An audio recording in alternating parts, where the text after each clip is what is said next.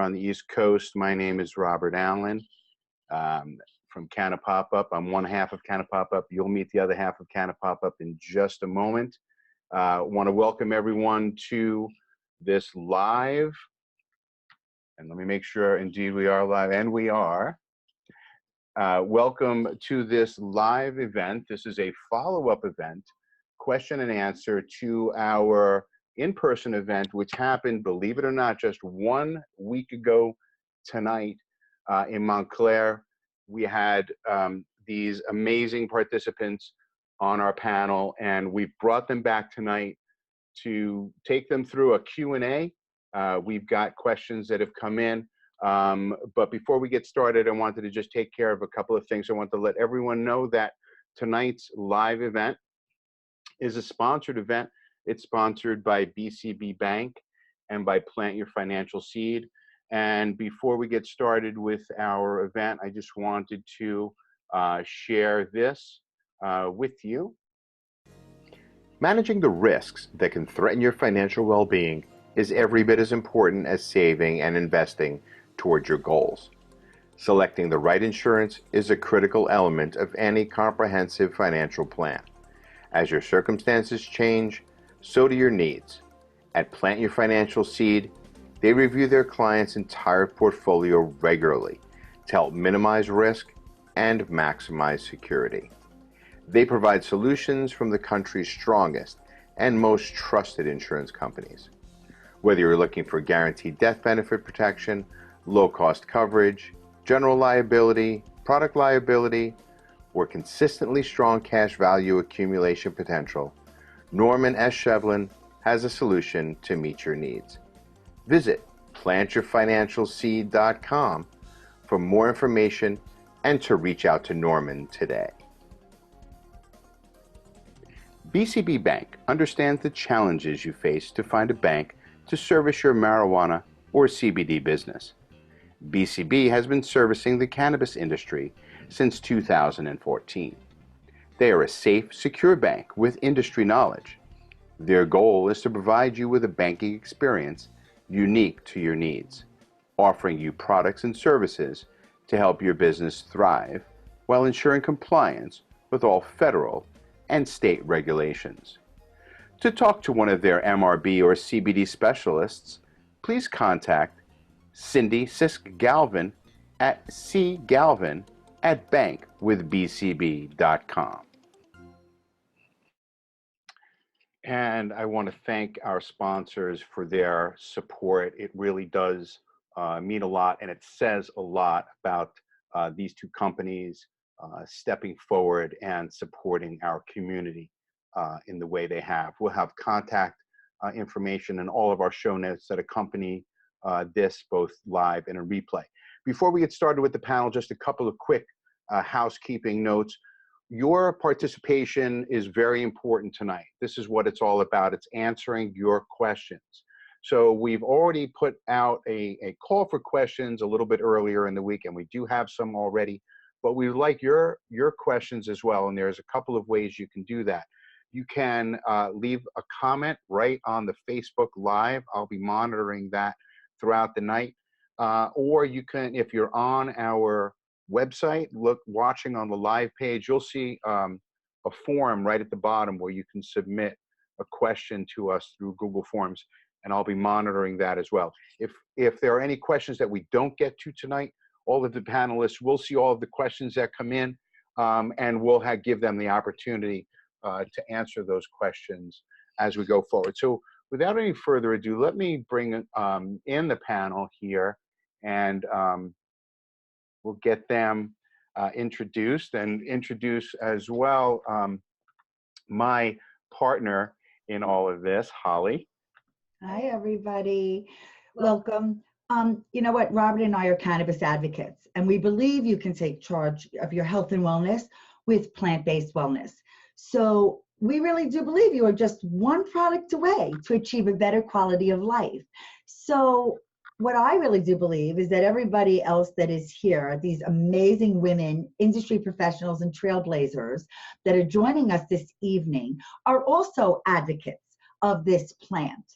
And they all have different roles in the industry. And we're gonna invite them to introduce themselves and explain their role in the world of cannabis.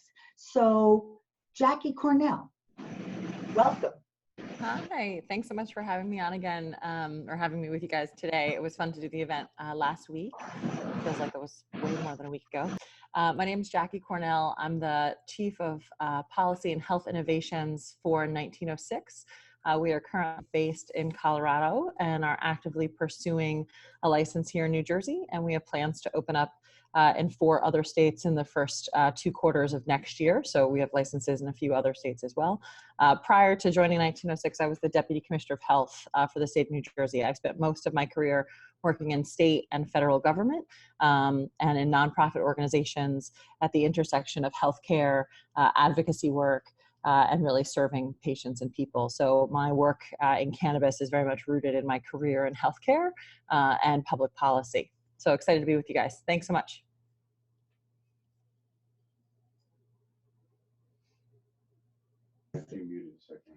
Jess Gonzalez.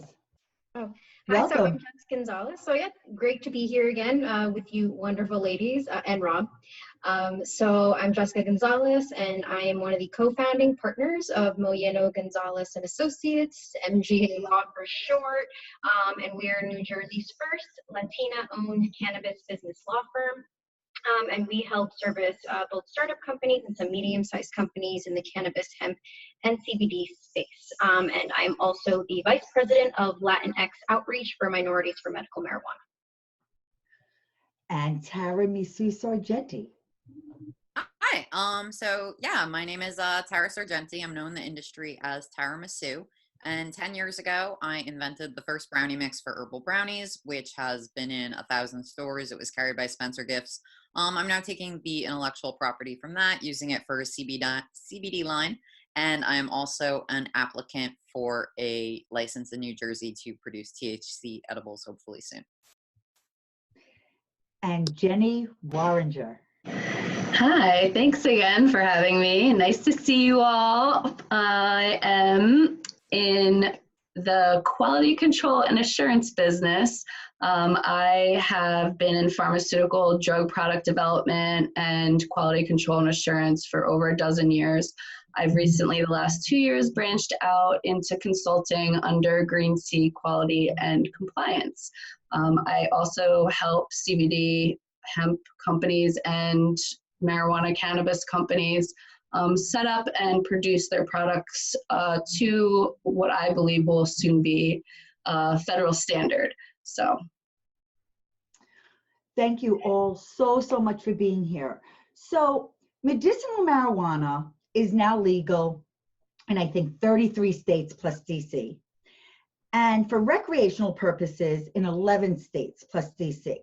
And it remains federally illegal. So as popular as cannabis is, the existing federal prohibition means that the market can't grow to its fullest potential.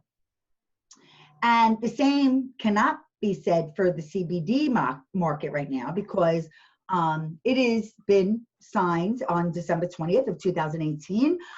President Trump signed the Farm Bill. So, which was a huge legislative change. So while CBD comes from the marijuana plant, it's there's just a lot of controversy about this plant. So what I really feel like asking first and foremost, and I'm going to ask Jess you this first, you know, why is it illegal, and talk a little bit about it being a Schedule I drug. Sure. So, I'll try to do this quickly of the history with cannabis and hemp. So cannabis has really been used all the way back until about 500 BC in Asia, where a lot of hemp was cultivated and used for different textiles and different manufacturing. So it's even been reported that George Washington snuck over some hemp seeds in his pocket across the Atlantic Ocean to bring it to the U.S. So it was being used, and even in the prior to, in the 19th century, it was pretty much, cannabis was used in a lot of medicine. So a lot of folks had it in their medicine cabinets, and under the scientific name cannabis. But really the demonization of cannabis started to occur in about the early 1900s as a result of a huge influx of Mexican immigration into Texas and Louisiana. And so a lot of folks kind of, even as we're witnessing, in this, couple hundred years later, still the same thing, a lot of folks really concerned about the immigration and a lot of xenophobia that was occurring. And so there were a couple legislators, a very, very famous one, Harry Anslinger, who is really known to probably be the absolute, protocol, like racist, decided that the best way to really weaponize this plant against demographics that he did not seem fit, because they were not of European descent, were against the African American community and the Mexican community. So we had to find a common denominator, right? So cannabis was used a lot in jazz. That's just, extremely well known that a lot of musicians, were very outspoken about it, about their use and how it helped them with their music. And the Mexican population, they had really been, smoking it for centuries. It was part of their ritual, a part of their culture. So it was brought over, started in the South, and that really began to scare a lot of people. And that's really where the term marijuana came out, right? In order to say, the Mexican population, they're bringing over this, the devil's lettuce, marijuana, and in a way to confuse the American population, despite they had cannabis in their medicine cabinet, but they had no idea. So they were going against the same plant that they had been using for years and years. Nixon, once he came out, and really, with Reagan and with the war on drugs. But there's reports of a lot of government officials, high-up presidents, who ignored reports that consistently stated that there was no, there really wasn't many negatives, and that the benefits of the plant, the medicinal benefits, outweighed a lot of the risk. Those reports went ignored, they went unnoticed, and basically pushed to a side in a way of, if I don't see it, then it's not there. And that's really how it started. And, that just began to snowball once the Vietnam War happened. And then all of a sudden marijuana started to get onto college campuses. And now, white folks were using it, and that became a problem. And one of, things that they tried to perpetuate with this reefer madness was, if white women smoke, then they're going to, go sleep with black men, and black men get violent when they do this, which is leading to, rapes and murders and everything. And, there was really nothing substantial to support that, but that fear, that kind of propaganda was really enough to cause even the misinformation and miseducation that we see now. That was excellent. So thank you, because last Thursday during Canna Pop-Up, I so wanted that history to be shared. So thank you so much for sharing that, because I think it sets the stage for everything else that we're going to discuss. Because with government's criminalization narrative that cannabis is extremely dangerous and addictive as a drug, it also implies that there's no therapeutic value, which all of us collectively realize that there is therapeutic value. So why don't we talk a little bit about that? Any of you who want to chime in regarding, like, what is cannabis? Meaning it has, we have an endocannabinoid system, and the plant has over 113 cannabinoids, and there are benefits with both the THC and CBD, which are the most well-known cannabinoids. So now I put out a lot of terminology, and now I'm going to let Megan go ahead, start it off. So yeah, that's kind of it, is that because of prohibition, we don't know a lot about this plant, considering how many compounds are actually in it. So everybody knows CBD and THC, but there are, over 100 cannabinoids that we know of. There are hundreds of terpenes. There are flavonoids. There are, I could go on and on about the different chemicals that make up a plant. I mean, we have different types of plant medicine, and it's all basically the same concept, is that the plants are producing these chemicals that often we try to replicate in a lab in mass scale and turn into some of our current treatments that we all know from our pharmaceuticals and our pharmacy.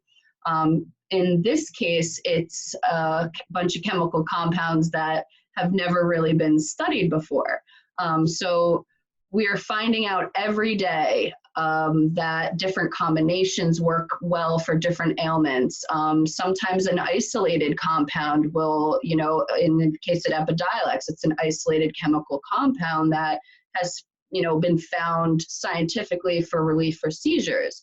Now, again, that same chemical compound, CBD, where a lot of us are taking in very low doses in comparison to the dosage of Epidiolex, for different therapeutic value. Now, in combining that CBD with potentially other cannabinoids, you could be getting a wider range of relief for a wider range of symptoms. But again, it's finding a physician. And I failed to mention last time that if you are in New Jersey, nj.gov is a great resource to find a physician. And I apologize for not mentioning that sooner, but we do have an entire list in New Jersey of physicians, and they are listed by location and ailment. So, if you have pain and orthopedic in your county, will be listed for you. So there are resources available to potentially go and talk to them, who, as we spoke about last week there, Jackie mentioned there are continuing education classes out there, and those physicians have taken it upon themselves to seek that education out.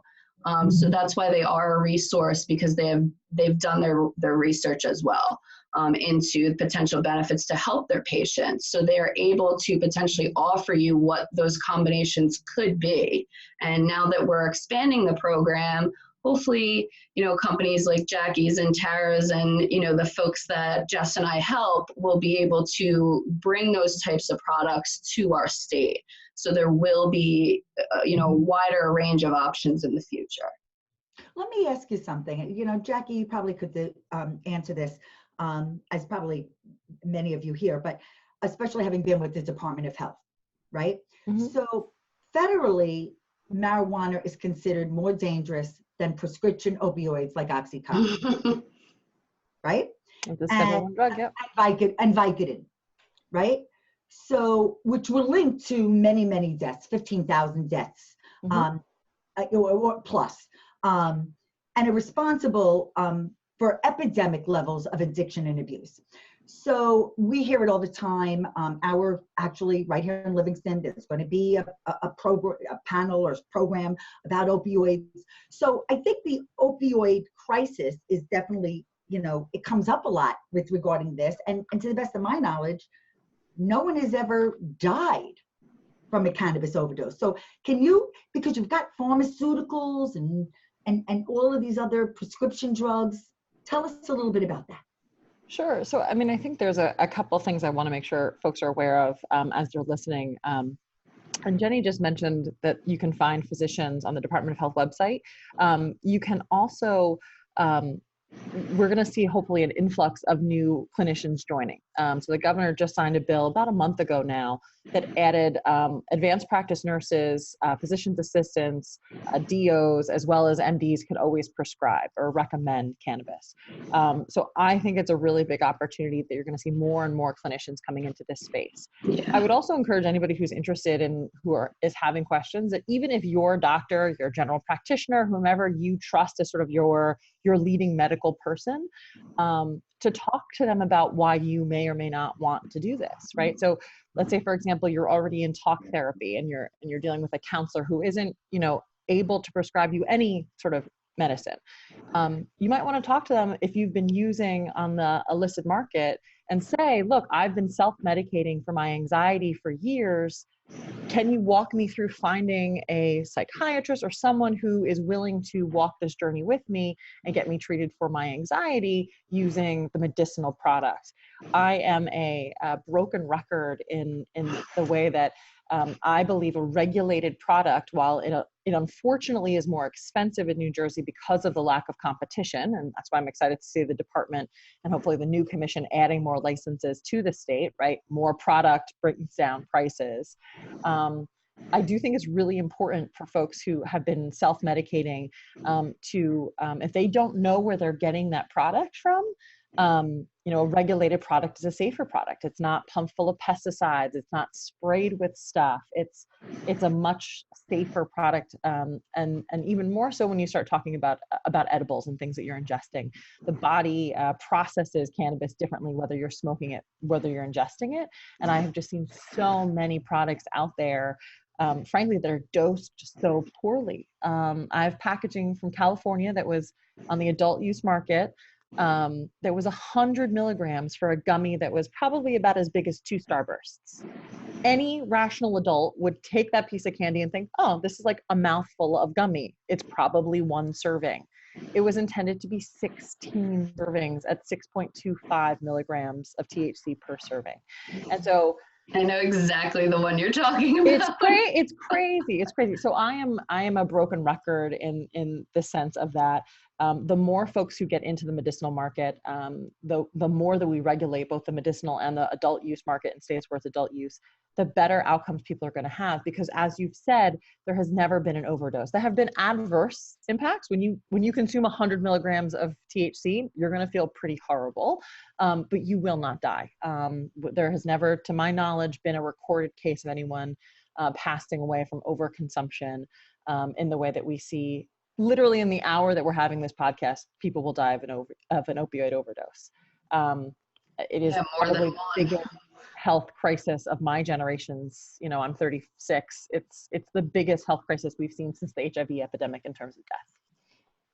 And Tara, especially as the executive director of the New Jersey Cannabis Association, as well as being involved with creating product, why don't you, there's so much controversy also between federal and state, right?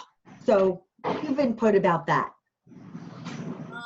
So this is something interesting. A lot of people hit me up, I think yesterday morning, and it was about Sweeney was saying how we need to slow down on edibles because of packaging. And everyone who texted me, I started screenshotting page 41 of the adult use bill, because it's all in there already. We have these regs. We've pulled them from places like Colorado where it says, no, it can't be in the shape of a gummy bear. It can't have a cartoon on the label. It has to be childproof packaging.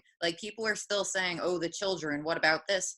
We already wrote it. It's in the bill. It's ready to go, So it just needs to know that it's all been addressed. We're not coming at this recklessly.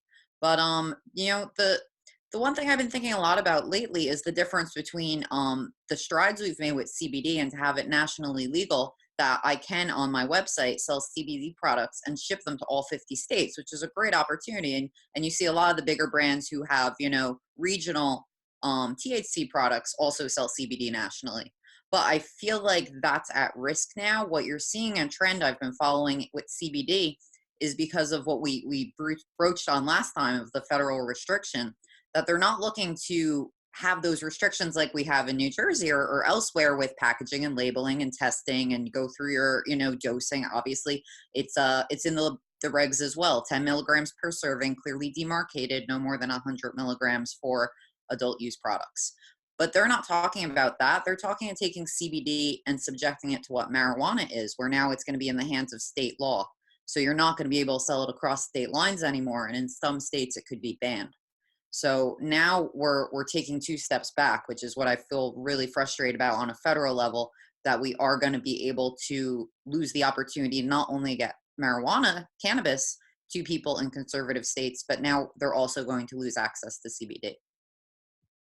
Can I also jump in here and Tara, thanks so much for raising the issue that came up recently about save the kids.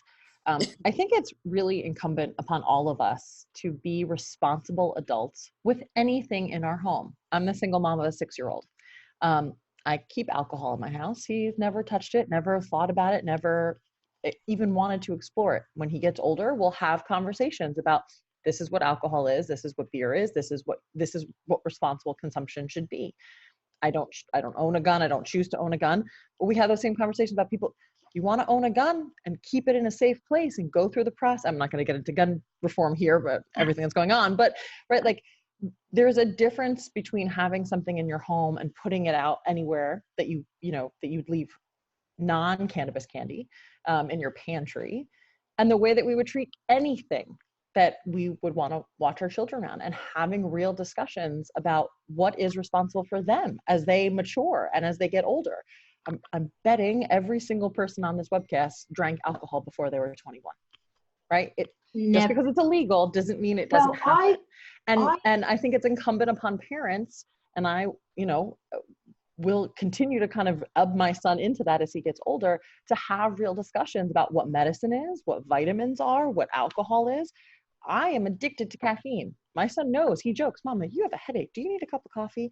Right? Like, we have to think about this in a much more, a less scary way, and have real conversations about our kids, and also be smart about what we keep in our homes and how we choose to, keep that separate from our children when they're younger. But this idea that like anyone with cannabis gummy bears is just leaving them out in their pantry, next to their granola bars for their kid, I think is just, it's a pretty huge fear tactic that I don't think most cannabis consumers are thinking of ever doing it that way. Oh, and also I actually have a very interesting story about that, because I actually had a woman, come up to me at a conference, and it was a very hostile, probably the most hostile. It was a law enforcement against drugs conference that I decided to speak at.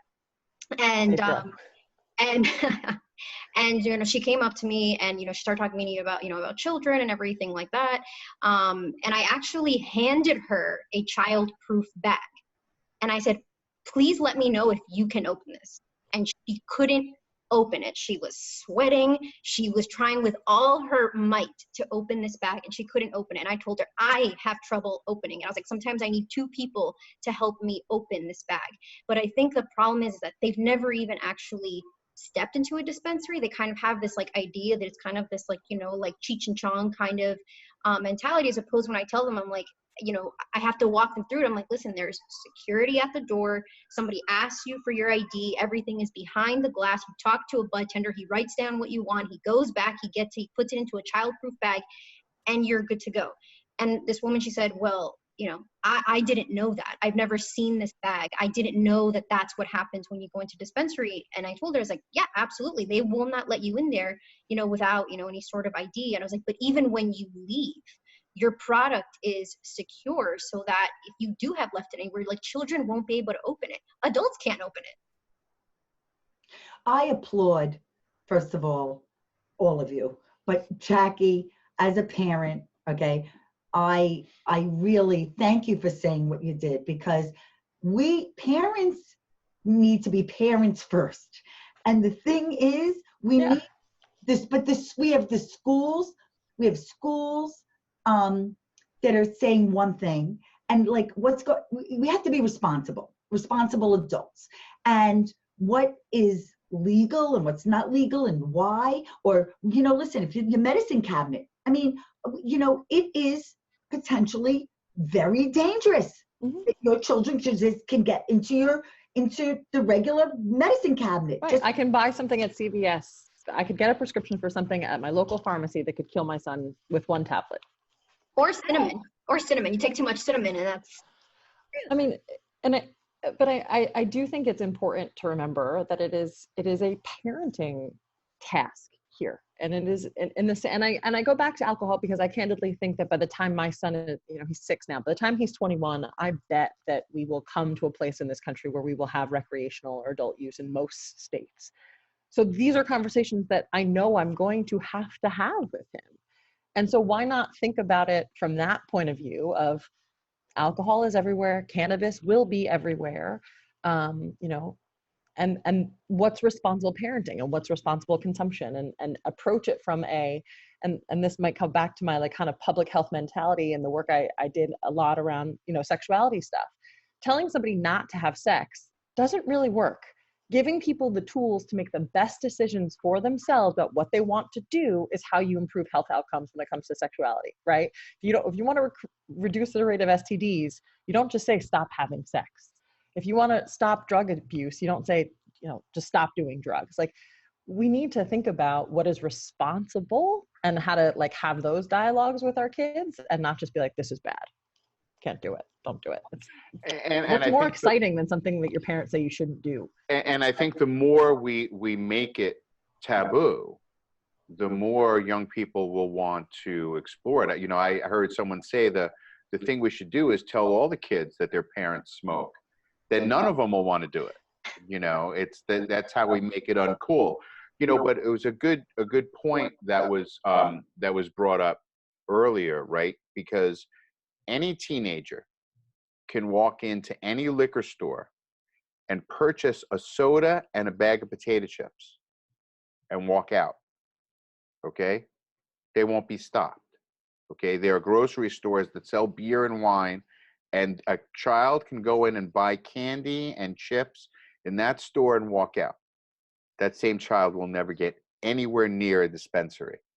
And I really want to just jump in with something that this bugs me is when you walk into that liquor store, there's bottles that have pictures of cotton candy and Swedish fish flavored vodka. So they are Fireball. Fireball. No one else is picked on basically as cannabis is. Like alcohol, you're allowed to put a cartoon or anything you want. And also when you talk about regulations with security, a CVS that has enough opiates in it to kill the entire town, all you have to do is pull down a little metal gate at the end of the day. I've been working with security companies and cannabis. Some of them have drones that will chase you down the street, and no one's died from cannabis. But the regulations and the cost and the restrictions, and it cripples business, and no one else is subjected to this at all. Well, that's a good point. But also the other thing that comes up, and it was one of the questions, and it comes up a lot about, obviously we hear about drinking and driving all the time. The other thing that we hear about a lot is like, well, what about those that are under the influence of cannabis? Well, I know we were at the Normal conference last summer, and they have a wonderful, and we're going to share this in our show notes, post this talk. But they have some really great studies that have been conducted that have shown that it had not altered that person when they were behind the wheel, or better yet, that person opted not to get in the car at all. What were you going to say, Jackie? I mean, I think it comes back to, again, sort of responsible consumption. So there are plenty of prescription pain relievers, right? Narcotics that you can get that clearly say you should not drive while using this, right? People can get sleeping aids, right? You shouldn't take an Ambien and then get behind a wheel of a car. I think for me, what is inspiring and why I made the leap out of government service into this industry is to treat cannabis like the medicine it is, and realizing that there will be people that chase a THC high, and that's their prerogative to do that. So as long as they're doing it safely and they're not hurting anybody else, go ahead.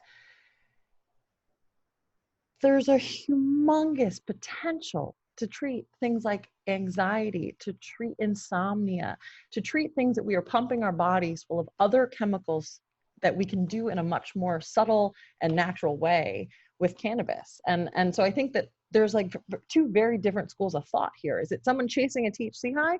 Maybe, and that's their prerogative. I want to treat cannabis like medicine.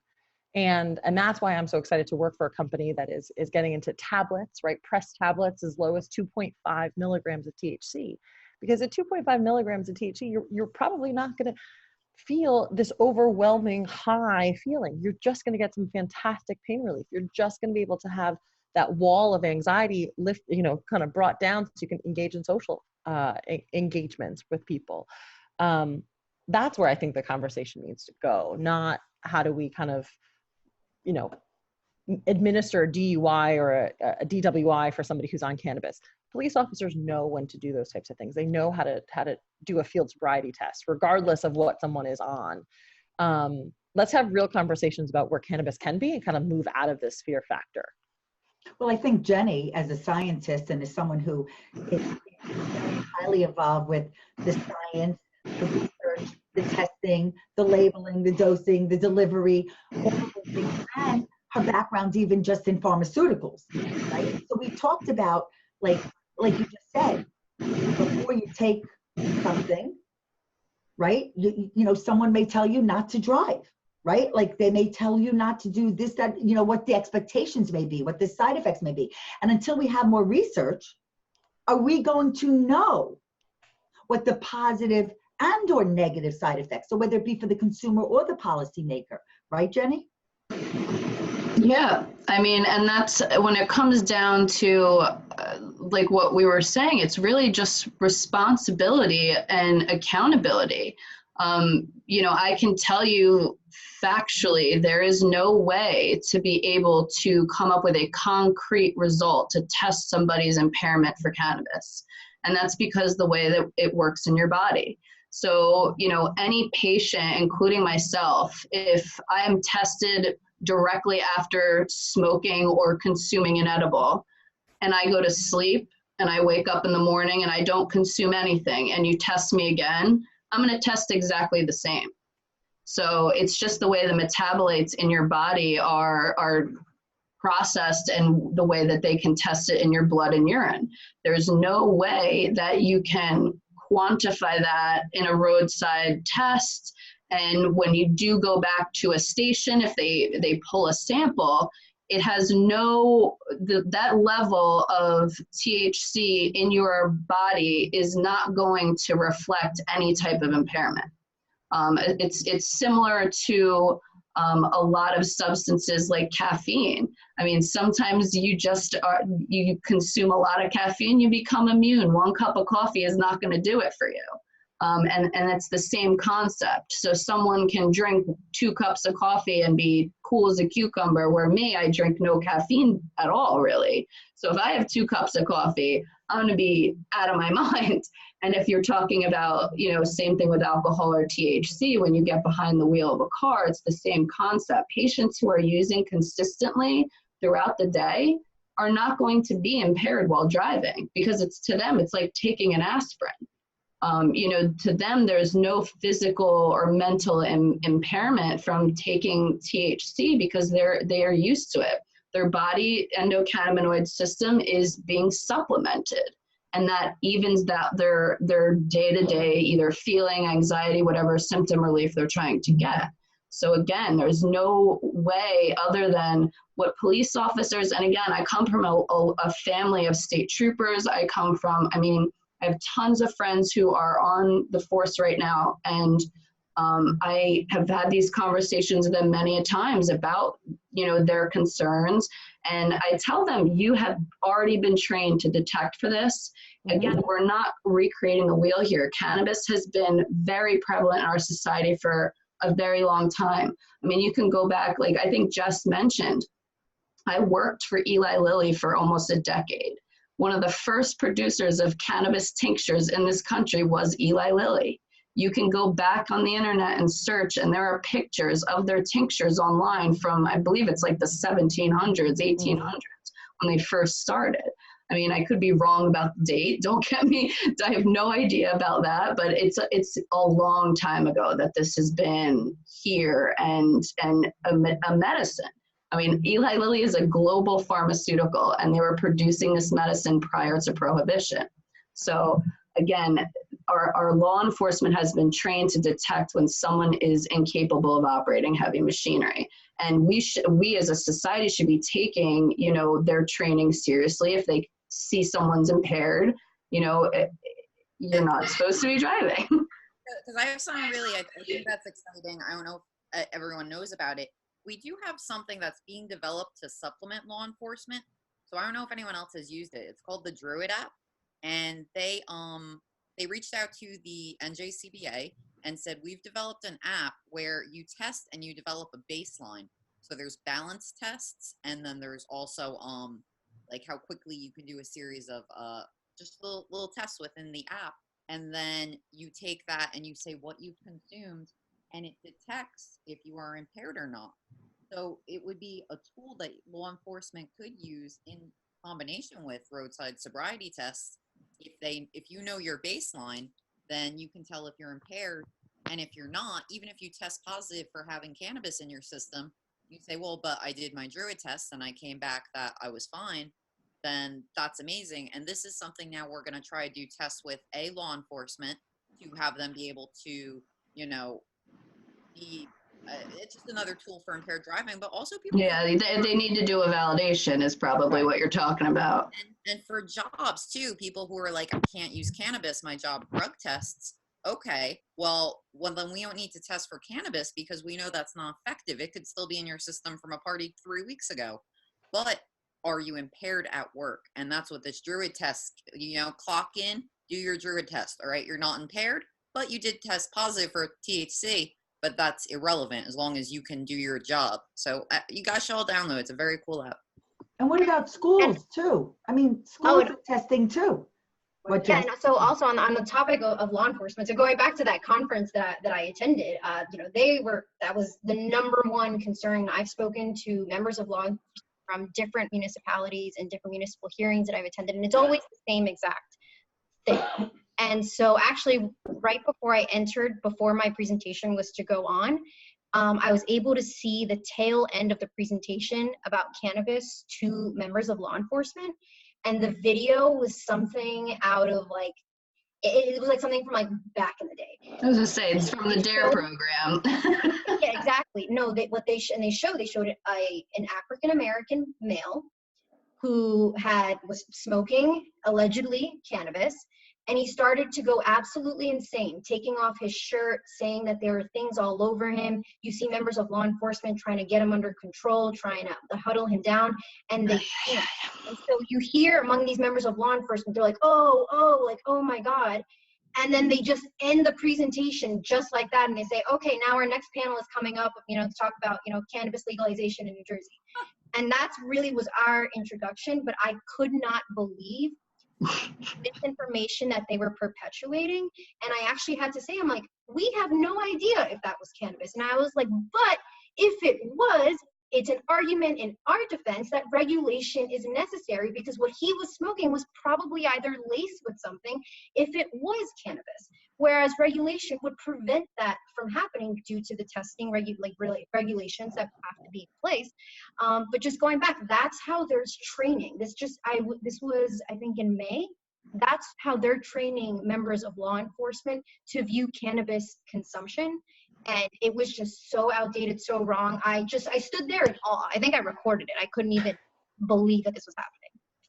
Yeah, I think we've all been subjected to the propaganda that is being thrown around, whether it be from a notorious state senator, who I won't mention his name. You know, it's rampant, you know, and I think that scares a lot of the general public. You know, I mean, we've seen it, you know, ourselves just here locally. This is great conversation.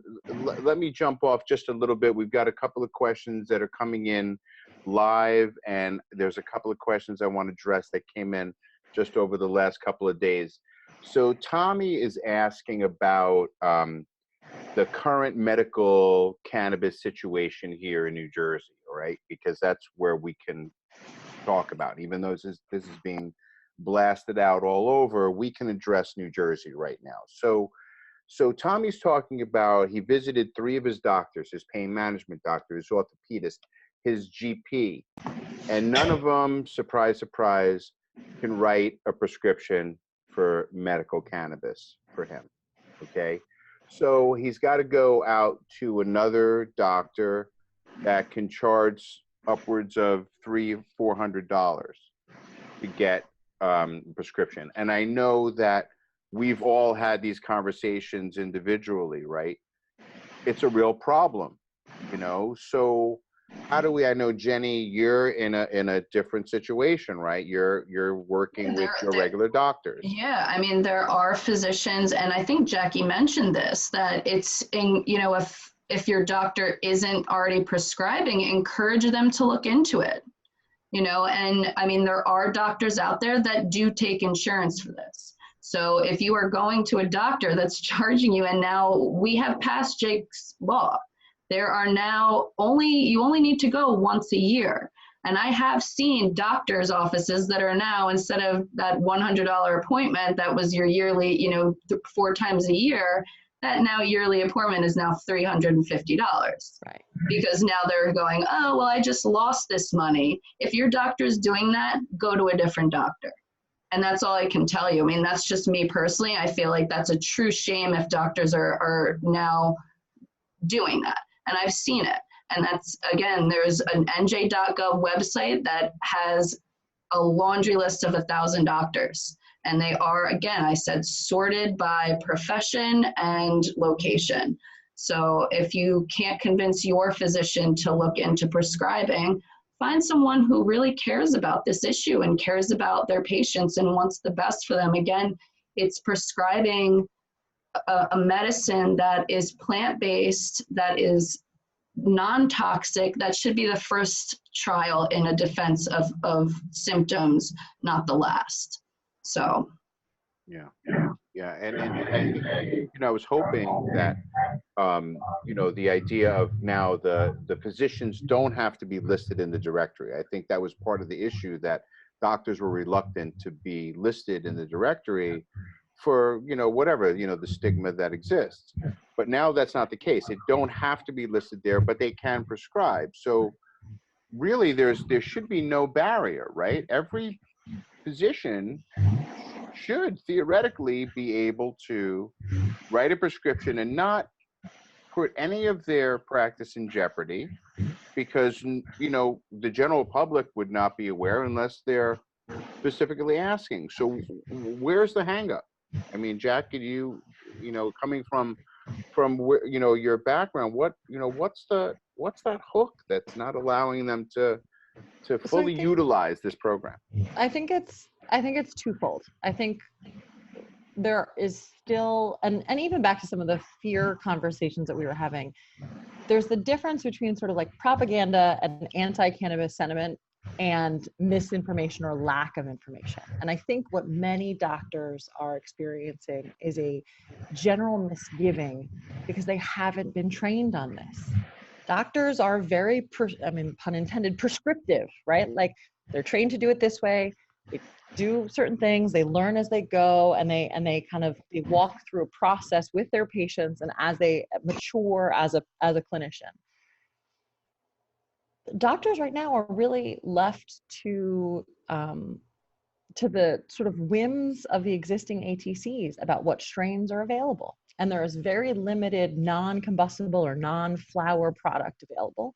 There's very little in the market right now in New Jersey in controlled dose sort of substances, right? Everything is mostly, do you want an eighth or a quarter of a different strain? And I think doctors feel a lot of misgivings because they are still taught to take 2 of these and call me in the morning, whether that's 2 Advil or 2 vitamin Ds or 2 prescription pills. They're used to that sort of formulaic controlled dose. And I think that, we are really excited should we win the license, because that's what we've been doing in Colorado, both in the adult use market and the medicinal market. But I also am really excited to see groups like Americans for Safe Access just launched continuing medical education credits, CME credits, that these have to go through a rigorous independent evaluation to get sort of certified as legitimate. Doctors and different clinicians are required to get CMEs every year, and they can do them in the things that they want to specialize in, right? So if you're a cardiologist, you would do it in that. If you're a thoracic, you do it in that. But if you want to get into cannabis, there's now for the first time legitimately credentialed CME credits in cannabis, and it goes into the endocannabinoid system, and it gets into a lot of the things that I think doctors are really reluctant to prescribe because they just don't feel like they have enough information. And so I hear them. I'm really excited to kind of help to work and roll out more and more and more opportunities for doctors to connect to the CMEs, to get more education. The former commissioner of health, when he was there, Dr. Elnahal, did over a dozen grand rounds. Grand rounds are basically lectures among doctors, right? So you bring in one doctor who's figured out something really cool and a whole auditorium of docs listen in. It was standing room only for all 12 of those. And I think that that speaks to doctors really wanting more information. To your point about how do you get more doctors in, and how do they cover, I think that's something that frankly folks like Jessica and lawyers need to kind of weigh in on here. I was outspoken about the fact that a clinical visit to determine a diagnosis, let's say it's anxiety, that is covered by your insurance, regardless of if the physician or the clinician says, go to the gym more, take some herbal supplements, take cannabis, or take Xanax. That diagnostic evaluation is covered by your health insurance, and it should be. We can get into and should get into whether or not medicinal marijuana is covered by insurance. I think it should be. But the clinical diagnoses absolutely should be covered. And I have heard categorically that doctors feel that they don't have enough legal cover to do that. So I think that's a kind of task for the lawyers to explain to them why they can. And then we can have more conversations about how to make the product itself more affordable and ultimately covered by insurance as well. So Jessica, have you seen that? I mean, just from the legal aspect, are there doctors that are getting in trouble being in the program? What have you seen legally? So one thing actually, like when I was reading the bill that kind of, I was like, oh, okay, this is interesting. And is that they're basically, discouraging a lot of medical insurance companies from charging medical providers a premium, or saying that they cannot, right? They're prohibiting that from basically increasing their insurance rates, just because, they're providing cannabis prescriptions. And the reason why that really stuck out to me is actually because my professional liability insurance went up 400% when I started doing cannabis, right? So I'm here trying to help, companies and really stay legally and compliant, but I have, a cannabis tax on the services that I provide.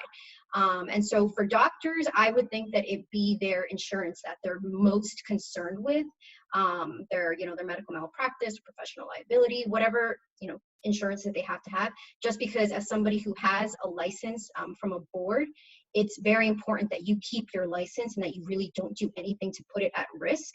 But if there is, that in the state statute, that's really, it's even both protecting you and also helping you fiscally in the sense that you're not going to see these huge cannabis premium charges. So given the fact that that is in there, I really wouldn't see, legally why any sort of doctor wouldn't want to, unless, they're also same thing with like their banking or what have you. If that's probably, an issue that can also come up as well.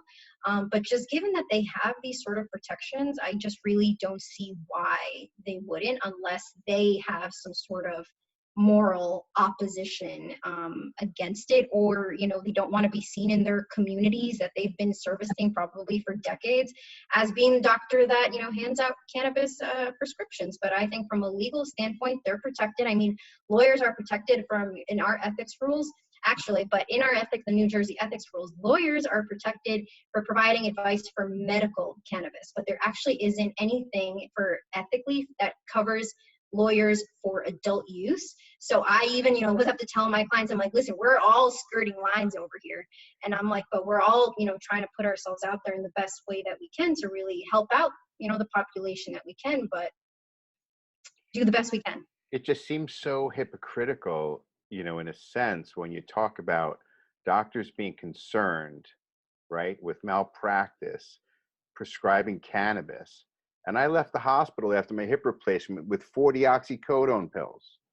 I could have killed my whole family with that, and it's like, it's just, yeah. And that goes back to what you said before. Cannabis is actually classified as more dangerous than those pills you went home with. Right. Still with Epidiolex approved by our federal government, they still will not reclassify, stating that it has no medical value.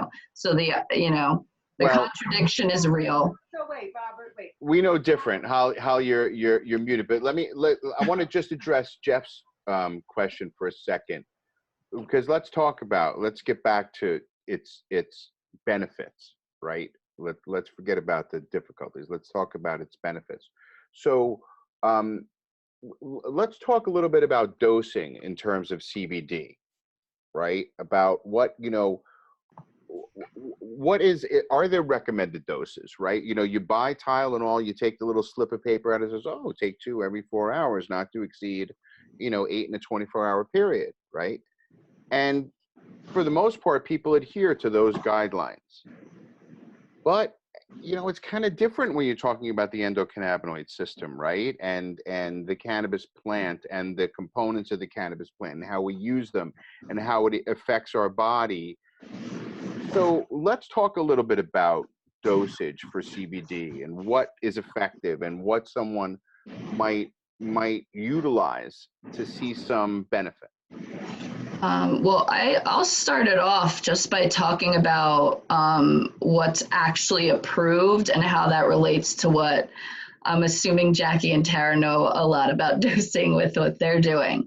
But Epidiolex, our FDA federally approved drug for treatment of seizures, is dosed at it's 2.5 milligrams per kilogram with the maintenance dose of 5 milligrams per kilogram. And that is to reduce seizures, which most of us don't need to do. We're not at that, super critical level of getting that into our bodies. But when you do the math on that, I know we're in the States, so metric is not, always what we're used to, but that's a vitamin level dose. That's, taking I'm not a skinny person. I'm an average person, but the dosage I would need to achieve seizure relief over the counter would be something like between 2,000 to 3,000 milligrams for that dose. And they recommend that twice daily. So that's a lot of over-the-counter CBD. Now, if I'm just doing this for pain, I obviously don't need those high doses. But again, it's patient to patient dependent. And what symptoms are you looking to relieve? Severe pain versus a little bit of pain. Severe anxiety versus a little bit, seizures versus, maybe just a tremor. These are things that will be explored further in clinical trials of what exactly each dose is recommended by weight for each ailment. And that will happen for all cannabinoids eventually, not just CBD. It's happening for THC. It's happening for combinations of CBD and THC in clinical trials right now. So time is definitely going to reveal a lot of, advancements in this area. Right. And this sounds foreign to a lot of people right now, but this will become much clearer as time goes on and as more information is being shared, just like tonight, And we're going to share more just about CBD, because I think that this is a broad, overview of a variety of topics surrounding the plant. And I have to say, someone did ask Tara, and I want to ask you this now. And this is something I don't think we said last Thursday either. For those that want to take action, like, who should they contact about, to move this forward if that's something they really care about? Absolutely. Yeah, I've been thinking about that myself. I know the FDA took testimony down in DC a couple months ago, and I guess it would be reaching out on a federal level, which I don't have the names, but actually maybe that's something I could put together with NJCBA, like #SaveCBD type thing. Like, let's start an awareness campaign. I do want labeling, and I do want regulation, but I don't want a ban. I feel like I would see a lot of people's livelihoods go away if we get a federal ban where it can only be state laws. So, yeah, maybe I can look into mobilizing something for that. And if there are people who do want to participate, I could share it with you. And yeah, let's, keep access for people. That's important. Just safe access, compliant access, but not a ban. Exactly. Any other questions, Robert, that have come across? Yeah. We're juggling microphones over here. Sorry.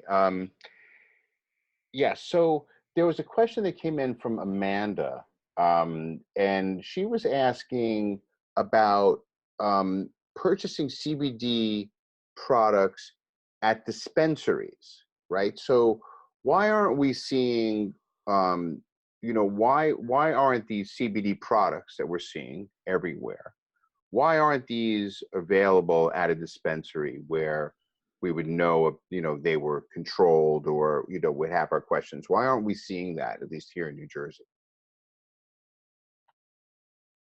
What was it?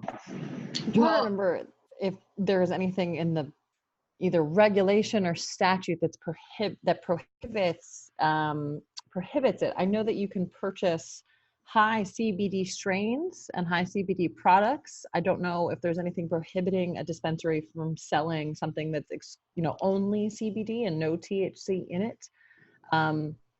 That's a good question. I don't know if there's some sort of regulatory, I can't recall, there might be, but from a business standpoint, I would bet that their concern is just turnover, right? What the demand is. Yeah. And if you go to CVS and buy CBD, would someone pay as much money to get a higher quality product? I don't know. I don't know if that is sort of the calculation that's been made for the existing dispensaries in New Jersey. Yeah, I mean, we do market. Pretty simple answer for it. The answer is that they don't let anyone else process. There's only 2 of the 6 that are open that have processing equipment. I know one of them who the guy completely had a room set up, had purchased the extraction equipment, was ready to go, appealed to the DOH, and they told him no. So how are we going to isolate CBD if we don't have processing equipment? So well, they could just grow CBD only plants. They could grow flower. Yeah, and they do. Well, they do. Yeah, and they do. Greens, but Well, I think that's important that you say that. We can't, Well, I was just going to say, I think it's important for people to realize, those that don't know, I mean, we all know because we've been in this, is that there is a difference between cannabis flower grown for CBD production and then CBD derived from hemp, industrial hemp. Right. And I know you mentioned this, Tara, about hemp being planted and being a bioremediator. So, that's the risk that is out there with hemp products, that, again, if we're importing that isolate from another country that, fortunately now we have the USDA hemp project, going. So it's USDA certified hemp that you want to be looking for in your products here. But unfortunately, you did mention this, that there are companies that do import from other countries and there aren't those standards in place. So, it's important, again, to figure out if the companies you're purchasing from really know where they're sourcing that material. Is it, really high quality, agricultural hemp, or is it high quality cannabis flower grown for CBD? Both are great options, but, it's really personal choice. And most of the time the cannabis grown for CBD is a little bit more expensive. Yeah. And I would just encourage people, again, to look for the certificate of authentication, to dig into what you're getting. You're seeing more and more supplement and nutritional companies, right, that had been out there doing oils or shakes or other things, kind of already existing companies that are now jumping into the CBD space. I would just encourage folks to realize that, there's a lot of different properties that go into that, and be really mindful about where it's coming from. Drinking water with peppermint oil in it right now, and I didn't research where that peppermint oil is coming from because I'm putting 2 drops in it in my water as I drink it occasionally, right? If I was doing it every single day as my medicine, I'd be a lot more concerned where that peppermint oil came from. So that's how you should treat your CBD oil. But I think part of the problem, and I don't know if we'll get beyond this in the short term, right? But it seems like part of the issue is that availability of products, where they're available to the general public, is generally in a place where there is no support of that product for the consumer. There's no one on hand that can answer a general question, let alone where is it sourced from, Well, now most of the great companies, you can look up the lot right online. Yeah. Oh yeah, absolutely. If your CBD company doesn't have a lot on your box or a batch number, don't purchase it. And if that batch number isn't traced back to a lab test from an ISO certified lab, don't purchase it. And that's great advice. The problem becomes if it's being sold at a place, right? Holly and I were at ShopRite again, and we asked the question of the 2 ladies who we like a lot behind the courtesy counter, where the little showcase of the CBD products are right next to the Nicorette gum and the Jewel pods. You It's know, a we said, great first of place all, for it. you know, when was the last time you sold one of these products? They said like never. Okay. And the second of all is, how could either of these wonderful women behind the counter answer any question about one of those products besides how much does it cost? None. They couldn't do it. They would just be, I don't know. So I want to be respectful of everybody's time because it is 10:05, and I have to tell you, we're going to continue this conversation. We're going to continue the conversation about the availability of CBD and what a consumer should potentially be looking for as more information is shared, like we have done tonight, because I know that we could, there's so much more to delve into. I don't know if you have any more questions to present, Robert, but I have just one last question that I want to pose to all of you and then bid you a good night. And a big thank you. And of course, a thank you to our sponsors, which we're going to share their words again at the end of this talk, this pop talk, is what do we need to be aware of as we hear about it in the media? I'm curious what because we're all consumers. So we're professionals and consumers in this space. So I'm just curious what you all have to say about that. I guess I would say be aware of agendas. You know, when you hear this in the media, you never know where it's coming from. If someone is spouting half-truths or mistruths, then it might just be because they're on a side that, you know, private prisons, pharma, big tobacco, alcohol, people who are not profiting from cannabis, although they're trying to get involved, a lot of them now. Don't listen to the scare tactics. Do your own due diligence. Do your own research.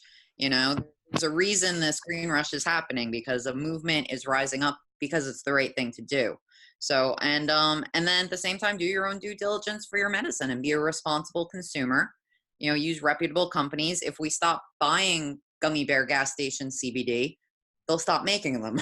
You know, it's because you walk into ShopRite and there's some company no one's ever heard of and the person selling it doesn't know.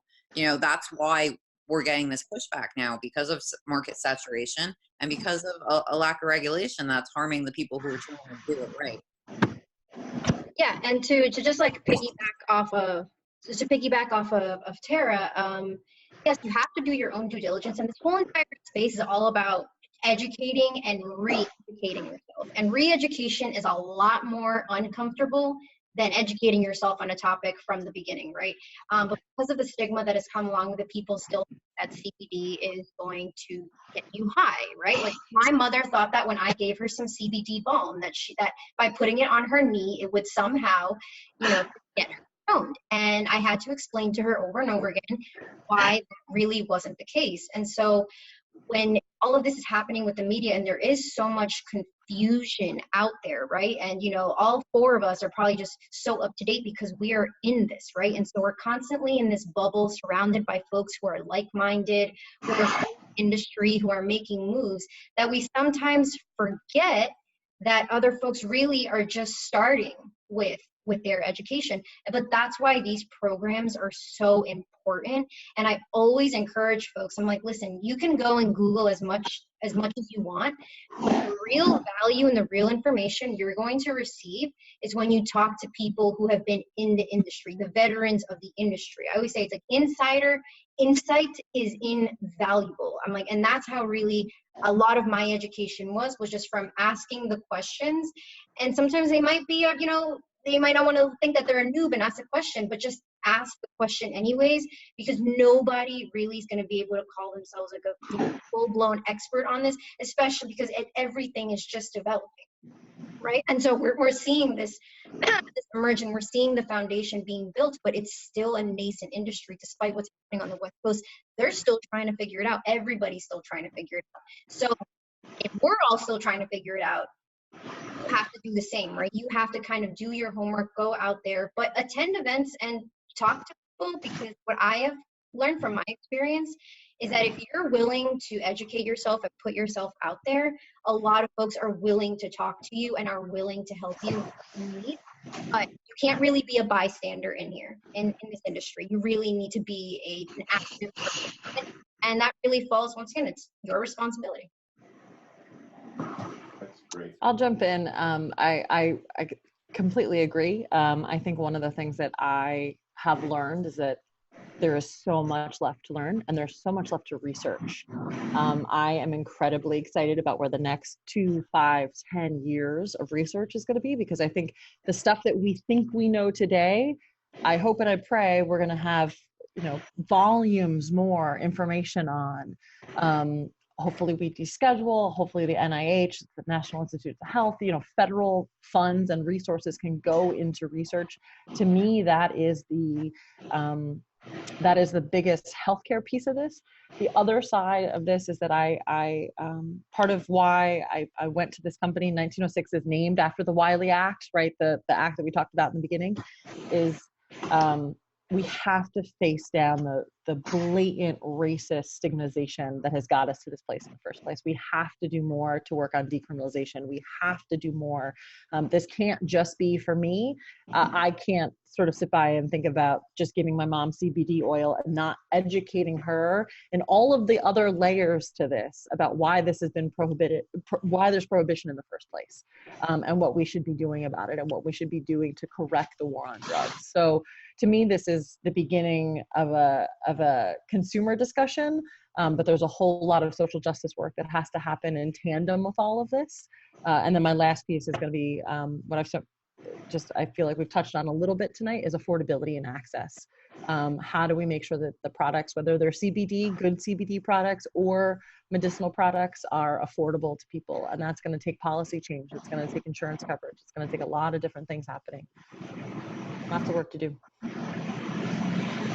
Jenny? Yeah, I mean, I agree with what everyone said. I think that once we get, that reclassification, standardization across the industry, more clinical trials with positive results, that, we can then petition insurance companies to start covering this stuff.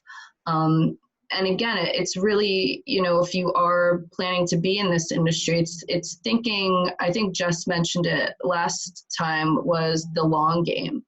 And insurance coverage is one of those things that, you have to think. I mean, I think about it as the way that this is going to split medicinal and recreational. I mean, insurance is never going to cover us smoking anything, and that's just a fact. They're not going to cover us eating sugary gummies and chocolate bars, but what they are going to cover is inhalers, tablets, capsules, tinctures, things that are of, a full low risk for any type of toxicity, adverse effects, or, other health issues. But again, there's, as a lab geek and consumer tester for, injectable medicine, I can tell you that, our food that we eat every single day is a lot more toxic than the cannabis that's allowed to go to market in these dispensaries. So it becomes, we test for 0 pesticides, but pesticides are in our breakfast, lunch, and dinner. So if you're making an adult use product, does it necessarily have to have 0 pesticides in your chocolate bar that you're eating? Probably not. But can that go to immunocompromised patient? No. Right. But again, if you're lighting something on fire, you don't want any contaminants in it. So as this industry develops further and further along, we have more resources and knowledge, you're going to see these things that, some of us know is going to happen or make sense will happen. It's just getting the data to prove it and, be able to, I know Jess loves that thing. It's really cover your tush. So you have to have the data to be able to support these choices and these decisions for patient care. So. You ladies are rock stars. Thank you so much for taking time to be with us 2 weeks in a row. I'm so grateful. We're grateful. We are grateful for BCB Bank and Plan Your Financial Seed for sponsoring this Pop Talk tonight. We hope everybody who tunes in and those who are going to be watching it in replay got incredible value out of it. Robert? Yes. That's very true, Holly. Thank you. You caught me by surprise there. Yes, I want to thank our sponsors, and I just want to play this one more time. Managing the risks that can threaten your financial well-being is every bit as important as saving and investing towards your goals. Selecting the right insurance is a critical element of any comprehensive financial plan. As your circumstances change, so do your needs. At Plant Your Financial Seed, they review their clients' entire portfolio regularly to help minimize risk and maximize security. They provide solutions from the country's strongest and most trusted insurance companies. Whether you're looking for guaranteed death benefit protection, low-cost coverage, general liability, product liability, or consistently strong cash value accumulation potential, Norman S. Chevlin has a solution to meet your needs. Visit plantyourfinancialseed.com for more information and to reach out to Norman today. BCB Bank understands the challenges you face to find a bank to service your marijuana or CBD business. BCB has been servicing the cannabis industry since 2014. They are a safe, secure bank with industry knowledge. Their goal is to provide you with a banking experience unique to your needs, offering you products and services to help your business thrive while ensuring compliance with all federal and state regulations. To talk to one of their MRB or CBD specialists, please contact Cindi Siskin-Galvin at cgalvin@bankwithbcb.com. So thank you once again for to our sponsors for their support of our event tonight. We really appreciate it, and when we have companies like this that step up and support our community, it says a lot to everyone else watching, and believe me, they're watching. So we really do appreciate their support. And again, to our panel, we are just thrilled and fortunate to have all of you here back again tonight, and we can't thank you enough for being a part of this program. And thank you, Holly, for coordinating all of this. I just push the buttons and pull the strings to make it happen. Holly does everything else. And thank you to everyone who was watching and commenting and questions. And if we didn't get to your question, we'll be sure to get it to our panelists for their follow-up. So once again, thank you everyone for watching this Pop Talks from Canna Pop-Up,